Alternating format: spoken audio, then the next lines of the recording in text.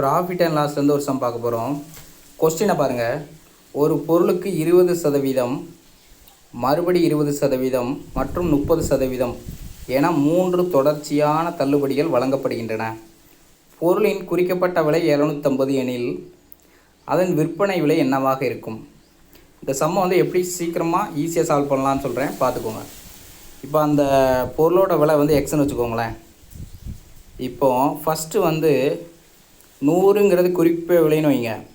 20% தள்ளுபடி என்பது 80, இது விற்பனை விலை. மறுபடியும் என்ன பண்ணுறாங்க, இதை கன்சிடர் பண்ணிவிட்டு அகைன் 20% தள்ளுபடி கொடுக்குறாங்க. அப்போ கீழே 80 போட்டுக்கோங்க. மறுபடியும் பாருங்கள், 100 ரூபான்னு 30% தள்ளுபடி கொடுத்து 70 ரூபா அப்படின்னு விற்கிறாங்கன்னு வச்சுக்கோங்க. 30% தள்ளுபடினா 70 வரும்ல.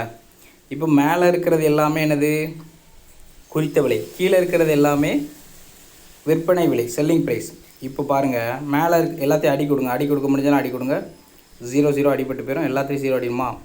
2ஆல் அடி கொடுத்தீங்கன்னா 4 2, மேலே 2ஆல் அடி கொடுத்தீங்கன்னா I2 5 4ன்னு இருக்குமா? இதை மறுபடியும் அடிச்சிங்கன்னா I2 இது 2. மேலே உள்ள எல்லாத்தையும் மல்டிப்ளை பண்ணுங்கள், 125 வரும். கீழே 4 2 8, எண்ணெயில் 56. அதான் என்ன சொல்கிறாங்க, 165 ரூபா பொருளை 56 ரூபாய்க்கு விற்கிறாங்க. அதாவது மார்க்கெட் ப்ரைஸ், கீழே இருக்கிறது செல்லிங் ப்ரைஸ். இப்போ கொஸ்டினை பாருங்கள். குறிக்கப்பட்ட விலை 750 கொடுத்துட்டாங்க. அப்போது 125x தான் எவ்வளவு, 750னா 56x எவ்வளோன்னு கேட்குறாங்க. அப்போ x = 750/125ன்னு போட்டிங்கன்னா இதை கேன்சல் பண்ணிங்கன்னா 6 டைம் இருக்கும். இப்போது 56x நமக்கு என்ன கேள்வி, விற்பனை விலை 56x தான் கேள்வி.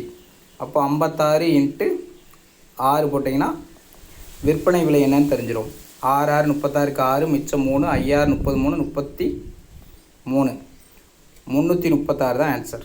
Answer option D.